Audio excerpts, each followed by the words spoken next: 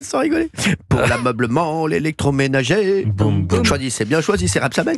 Merci. Et c'est le ministre de l'aménagement du territoire. Ça veut dire qu'il aménage. Tu l'amènes chez toi. Il aménage. Tu l'amènes chez toi. Ah non, mais tu l'amènes chez toi. Tu sais pas où mettre ta table basse. Tu dis j'appelle François Rebsamen, il arrive. Bah tu vois bien que c'est ici qu'il faut la mettre, Cyril.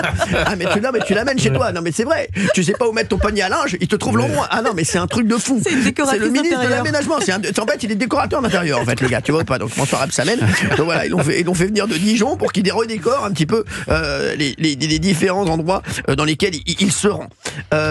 Donc il est ministre de l'aménagement et de la décentralisation. Ça veut dire que quand il y a quelqu'un qui est trop centré, il lui dit il faut que tu te un peu plus vers la gauche. Il est photographe aussi, tu vois.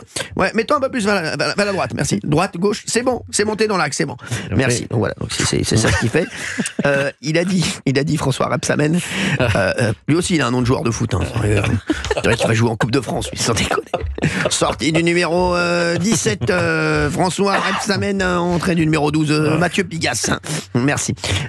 Alors, il a dit qu'il respectait toutes les forces politiques sauf le Rassemblement national. C'est terrible. Les insoumis, alors écoutez ce qu'il a dit pour les auditeurs. Les insoumis, je les respecte. Je respecte toutes les forces politiques sauf le Rassemblement national. C'est ma position. Je ne respecte pas ceux, pas tous, heureusement, qui portent des discours de haine et d'exclusion de l'autre. C'est pas ma tasse de thé. Qui boivent du café. Franchement.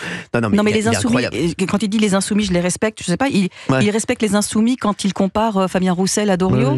Il respecte les insoumis quand ils sont accusés de soutenir l'antisémitisme, je sais pas.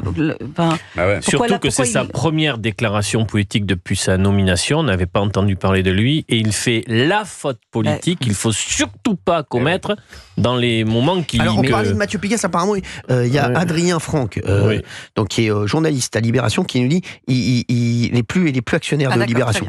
Ouais, il est actionnaire maintenant. Je rappelle qu'il est maintenant actionnaire de Célébdo. C'est à vous, c'est dans l'air. Oui, mais on n'a pas dit ça. On a dit surtout que l'interview était dans Libé. Oui, mais moi j'avais dit j'ai dit dans son propre journal, mais c'est pas son journal. C'est ton ex-journal. D'accord. Voilà.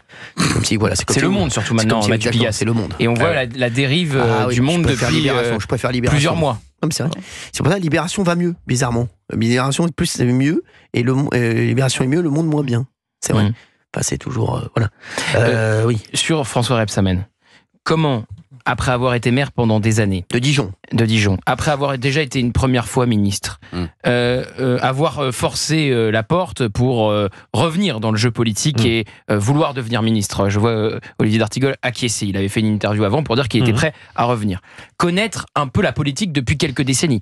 Comment peut-on être à ce point aussi déconnecté et avoir aussi peu de sens politique? C'est, comme le dit Olivier, la seule faute à ne pas faire. Vous avez le Rassemblement national qui, au vu des socialistes qui ne sont pas des partenaires fiables, on ne sait toujours pas s'ils vont voter la censure ou pas, donc le Rassemblement national qui a le droit de vie ou de mort sur vous, qui peut vous renvoyer à Dijon aussi vite, même plus rapidement que vous êtes venu, et vous dites même, c'est parce que pour moi c'est pire qu'Antoine Armand. Antoine Armand, quand il était ministre de l'économie, il avait fait la même faute première sortie, sauf qu'il disait je ne veux pas discuter avec eux, je ne leur ouvre pas la porte. Là il va sur le respect. Il dit qu'il ne les respecte pas. Mais vous vous rendez compte de l'erreur politique? Mais comment peut-on sortir une énormité pareille? Mais c'est vraiment, pour moi, c'est une faute professionnelle. Mais d'ailleurs, je m'interroge parce que au fur et à mesure de la phrase, vous remarquerez qu'à un moment, il dit je ne respecte pas ceux. Pas tous, heureusement. Bien sûr, ça y est, parce que tout à coup, au fur et à mesure, il se dit attends, est-ce que j'ai dit une connerie. Mais bon, pas tous, ça veut rien dire, ça y est. Donc il s'est fait rectifier par la porte-parole du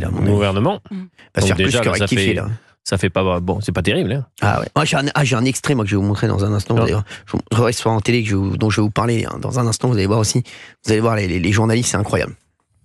Vous verrez ça tout à l'heure.